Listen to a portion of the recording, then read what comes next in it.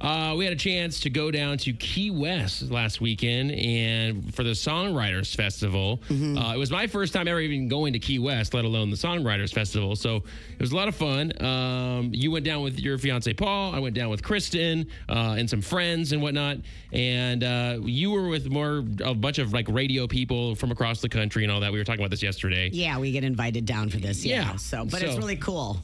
It's a really cool thing. You get to see artists there. You get to hear new music. You get to hear the stories behind the songs. You get to meet the songwriters sometimes that you're like, oh my gosh, you wrote this song? Like, that's insane. Yeah. It's so huge. And maybe it's a huge song for Luke Bryan or whatever. And this is the person that wrote it. And exactly. Yeah, and just get to do a lot of really cool things like going to the Jimmy Buffett recording studio. I was talking about that yesterday. Oh my gosh, that was so cool. Shrimp Boat Sound Studios. We got to go there. Low Cash invited us to go, and we got to actually record something there, which was really fun. And it's going to be like the last recording they ever do there. Before they tear it down. Before they tear it down. They're trying to save it, but we'll see what happens. They said the building's crumbling, and so they just really can't. But it's probably, if you've ever been to the Keys, you've probably walked by that building 1,000 times, and you never even knew that it was that building because it's full of stickers and there's no signage or anything. There's no windows. There's nothing. And it's just like, wow, this is a room. Jimmy Buffett's been in here recording this whole time. And it's just probably walked right by when he was recording his big songs. And that's probably exactly what he wanted, the privacy and not have people peeking in the windows and stuff like that. It's just right there by the docks. It's just right there. Yeah. It's crazy. The Shrimp Boat Sound Studios. Yeah. So really, really cool. All right, well, I'm going to ask you, Launa. That was actually a highlight for me, too. I talked about that yesterday. What's some other highlights for you? Low Cash's show that they did to kind of close out the festival on Saturday night. They closed down Duval Street and just so many people packed in. But I've seen those boys play a lot. But I will say that is probably one of the best shows that I've seen from them. Nice. One of my favorite shows was the one they did at Tortuga a couple years ago. But then this show, it was so good. They were on fire. They were just full of energy. And, Preston then came up to Rick's. He in the middle of this show. The bar that's on Duval. Yeah, that we were all hanging out at and stuff. And that was cool to hang out with them. But I thought they did a great job. I also loved listening to Cole Swindell's new album. He has a new album coming out on the 27th, and I've already talked about this on the air, how many great songs he's already released. But we got to hear even more. There's a great song about Dale Earnhardt, his buddy that he wrote that's on the album. And there's some really upbeat, fun Cole Swindell songs. So I'm really looking forward to hearing that. And then hanging out with Red Farron, a new country artist. He's had a couple of songs out that have streamed really well. And he's opening up for Old Dominion. He's going to be at the Sound in June.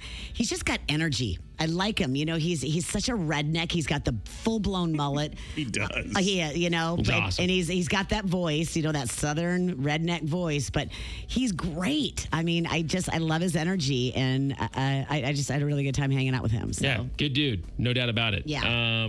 All right. How do you think you did, behavior-wise, Launa? I did great. Really? Okay. I thought I did. Like I said, I cut myself off. I was drinking water in between because I would like to have beer. But then, after so many beers, I'm like, okay, I need to switch it up like I do. And I go to Tito's. And then I'm like, well, I can't be drinking Tito's the rest of the night. So I'll do a water in between.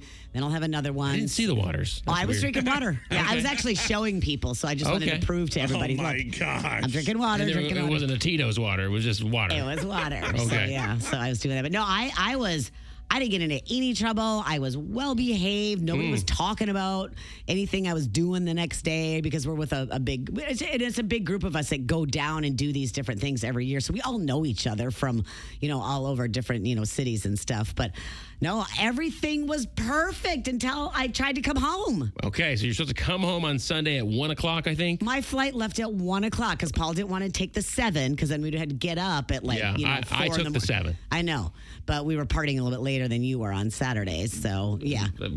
Me planning a little bit. I was going to get up early and get back. Those waters really came in handy that night. Believe me, I tried because I had something that was important to me that I needed to do on Sunday. My friend had passed and they were having a celebration of life and I wanted to get home for that. So I was kind of mad at Paul for he's like, no, we're taking the 1 o'clock. And I'm like, all right, I'll figure it out. I'll be able to get to the, the event that I wanted to get to. So we get to the airport. And so what happened is that the plane was landing, a door flew open and hit a pipe and broke a pipe. That's all that they told us. But when the plane came in from wherever it was, we were watching out the window because, there's our plane that we're getting on. Small airport too, so you can see everything. Super small. So everybody was, exiting the plane. And then all of a sudden, you see, like, I don't know what the term is, but they're like airport firefighters or whatever, like, coming over to the plane or whatever. And they're like looking at everything. There's some guy in a big sombrero. He's going underneath the plane and he's like looking at stuff and they're tearing stuff out. And I'm like, well, this isn't good. This does not look good. And then she told us, she goes, all right, your plane's going to be delayed. We got to have some people check this out. Here's what happened. So we'll update you in an hour. We're like, oh, man, that stinks. And it just kept prolonging and prolonging. And Paul and I are looking out the window, seeing all this stuff going on. And Paul looks at me, he's like, I don't even know if I even want to get on this plane, even if they do clear it. He's like, well, it's Spirit Airlines. There's like 30 seats on this thing. It's super it's Silver, small. right? Silver Airwaves. I'm sorry. Yeah, Silver Airwaves. And it's a really, really small plane already. So we're just sitting there and kind of all of us were talking that we're supposed to be on that plane. And I'm like, well, there's a 245. Let's see if we can just jump on that flight. Because Paul already did not want to get on this flight anyway.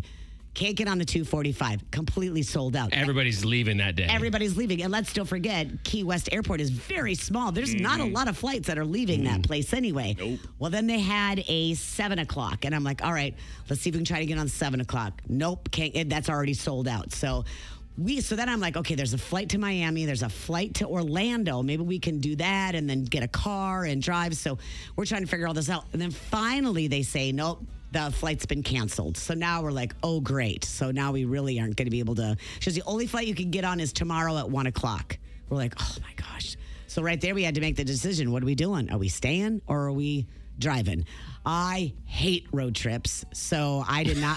I just was, I was tired. I wanted to go home. Oh, yeah. And Long now I'm looking at 8.5 plus hours before I'm going to be able to get home. So we made the decision to go to grab a rental car. But we went downstairs. Paul stands in a line. He's like, you stand in that line. I'll stand in this line because they were going fast. I bet. Because there's not many cars in the Keys. They don't have a big selection. So we finally got one of the last rental cars and we were trying to get our stuff ready to go. We waited almost 2 hours for our luggage because we had checked a bag. Our luggage was sitting right there. We could see it, but they wouldn't let us have it. And we were all complaining. We were talking to people at the airport. Can you just give us our luggage? There was only maybe 15 of us who had checked a bag. 2 hours we waited to get our bag. What was the point of that? I don't know. Oh, okay. But we literally, because they had other planes coming in and they had to get their luggage, and we were doing all kinds of complaining. But, you have to be careful about complaining at the airport because then they throw you in the room and whatever. So I was like, Paul, just stay calm, stay calm. But by the time we got in the car and left the airport with all of our stuff, it was after 4 o'clock. And I'm doing the math going, oh my gosh. I'm like, we're going to get home. Plus, we had to go to the airport and pick up Paul's car. Airport here in Tampa. So we literally drove by the Apollo Beach exit. Bye. And had to drive 30 minutes north. Took us almost 20 minutes to, we had to drop off the rental. Then we had to take the tram through the airport, walk all through the airport, get in our car and leave. Yeah. We got home. It was 12:50. And I'm like, my alarm's going to have to go off in 2.5 hours. That's not happening. So I didn't come to work yesterday. Oh, we know. We know. We didn't see you here. So. There's no way. There's no way. I can't function on 2.5 hours of sleep, especially after being in a car for 8 hours. Because you had Cheech and Chong in the Volkswagen Bug going 38 on a 45 up 1. I mean, you get down. It's a 2-lane road. You get stuck behind someone's You're screwed. You're screwed. Yeah. You really are. You can't pass anybody. You cannot pass anybody. And these dudes were straight out of a Cheech and Chong movie. Smoke coming out of and it's a Volkswagen Bug. I mean, it had 1960 something. They were doing antique license plate. 38. I mean, I was little. I'm like, oh my gosh, can you please drive faster?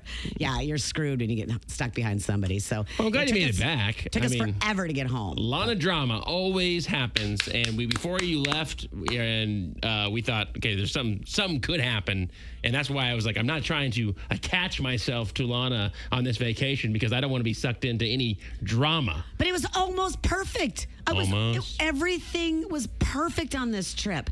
And then I can't get home. So Yeah. driving that That's a nightmare. I just was like, I cannot believe I have to get in a car and drive 8 hours home. I'm like, this sucks after just wanting to be home. Oh, it sucked. It was the worst. Yeah, Okay. but we made it. Kevin, any questions for Launa as far as how she acted or anything like that? I was good. No, I mean, I think you covered it. Although in the original text, it was like, they don't have any cars. We're screwed. We're staying You here. got the last one. And then we get a picture of them in a car. I'm like, what happened to the rental cars? I All of a thought there sudden they weren't appeared. any. All No, of a they- sudden, there is one. The lady was like, there isn't any left. So we What'd had to you go get? to another one. And they're like, you got like the last one. What'd you So, get?